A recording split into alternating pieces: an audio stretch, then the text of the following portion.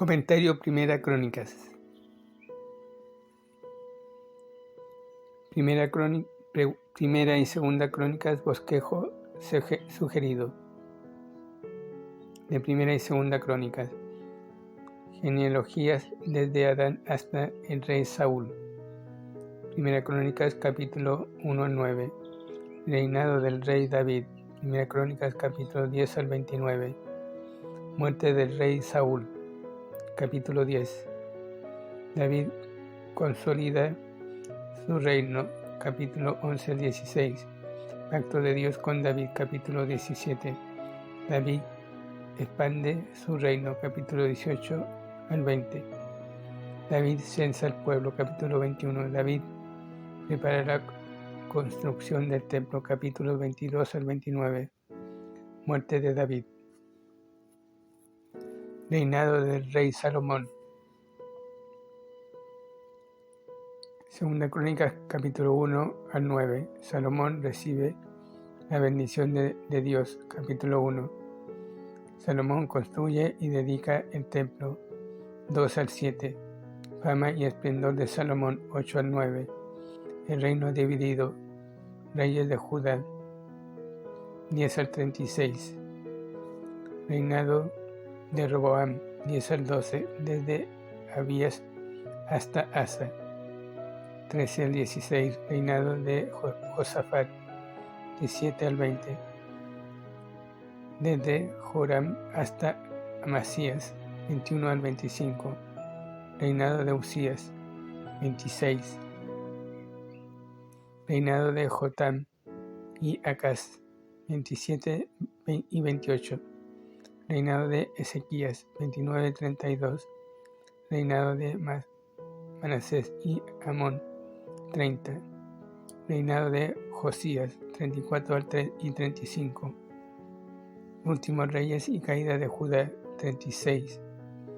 Notas preliminares a Primera y Segunda Crónicas.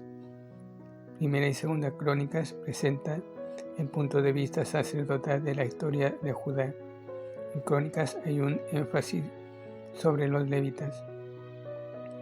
La construcción del templo, el pacto de Dios según se registra en Deuteronomio y la ciudad santa de Jerusalén. Se podría decir que Primera y Segunda Reyes nos dan la historia política y Primera y Segunda Crónicas la religiosa. En Segunda Crónicas aparecen al menos 5 avivamientos de la historia de Judá. Capítulos 15, capítulo 20, 23 y 24, 25 y 29 al 31. Las crónicas de Primera Crónicas. Las cronologías de Primera Crónicas 1 al 9 son anteriores a 1 Samuel 1 y son los eslabones vivos del pasado. Para los judíos era importante saber su historia familiar y poder reclamar su lugar en la nación. Esto fue especialmente cierto respecto a los sacerdotes y levitas que sirvieron en el tabernáculo y luego en el templo. El escritor de Primera Crónicas toma el expediente real a partir de la muerte del rey Saúl. Primera Crónicas 10. Es interesante notar lo que omite: el largo conflicto de David con Saúl, la rivalidad con Isboset. 2 Samuel capítulo 2 al 4. El pecado de David con Betsabé, los problemas de familia de David con Amnón y Absalón, el intento de Adonías de arrebatarle el trono a Salomón, los pecados de Salomón y mucho de la historia del reino de Israel, el reino del norte. Se concentra en los reyes de Judá y enfatiza la selección divina de David y sus descendientes para reinar desde Jerusalén. Si se estudiara solo Primera y Segunda Crónicas, nunca se sabría que David y Salomón alguna vez pecaron. De acuerdo al escritor de Segunda Crónicas, no fue el pecado de Salomón lo que causó la división del reino, sino las intrigas políticas de Jeroboam. Ambas cosas son ciertas, pero es interesante notar el punto de vista sacerdotal que casi idealiza tanto a David como a Salomón. Al fin y al cabo, David proveyó la riqueza para la construcción del templo, así como los cantos, los instrumentos musicales y la organización de los levitas, y Salomón construyó el templo. El libro muestra que Dios bendice a su pueblo cuando obedecen su voluntad y lo disciplina cuando le desobedecen. Dios es fiel a su pacto incluso cuando su pueblo le es desleal. Cuando la paciencia de Dios se agotó,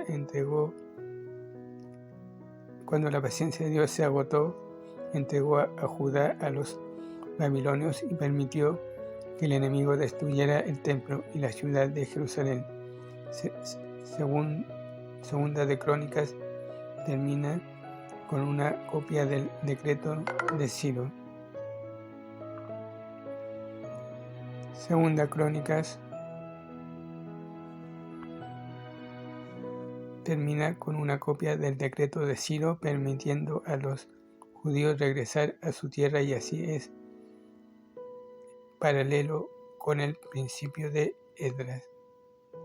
El escritor ve continuidad en la historia del pueblo, porque Dios les guía y realiza sus propósitos a través de ellos, a pesar de sus pecados.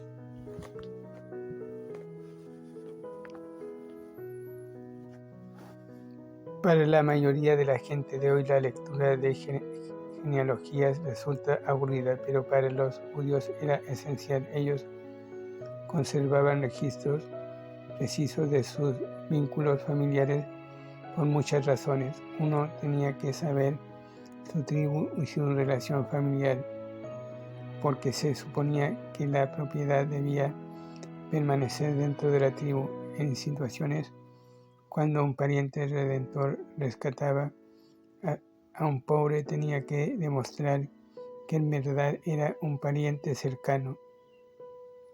Véase el libro de Ruth.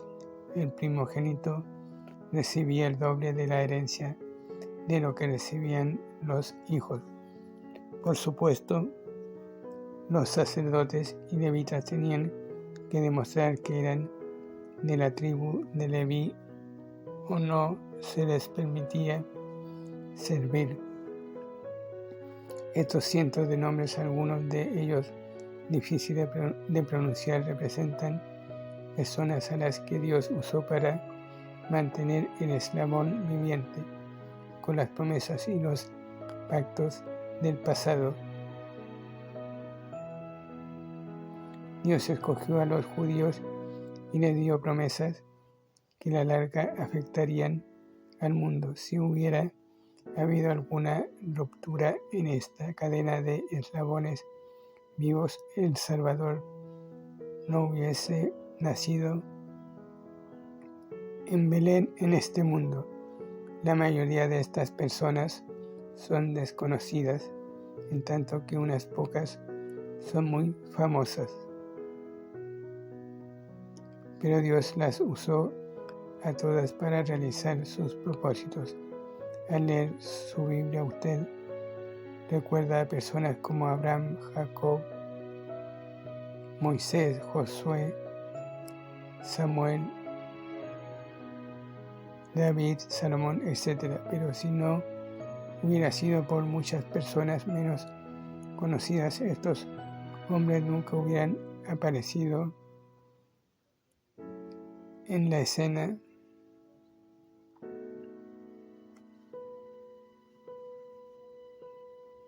O no hubiesen participado estos nombres en la historia bíblica. Agradezcamos a Dios por las personas olvidadas que ayudaron a la gente famosa a hacerlo. Esparcidos entre estas genealogías están los nombres de personas a las que se les da identificación especial, y reflexionar respecto a ellas puede enseñarnos algunas importantes lecciones espirituales y también aclarar algunos puntos de vista que la Biblia enseña.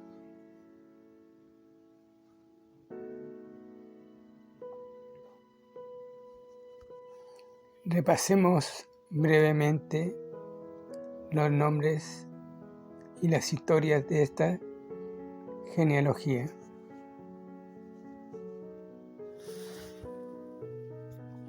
Acá se nos da la descendencia de Adán por parte de Set. Set fue el hijo que Dios dio a Adán y Eva en sustitución de Abel, a quien mató Caín. Set significa sustituto y por ende es una representación de Jesús, quien es nuestro sustituto para la paga del pecado, que es la muerte. Así como Set sustituyó a Abel por su muerte, Jesús nos sustituye para muerte de nuestros pecados. Recuerde que también Abel presentó un cordero como ofrenda a Dios.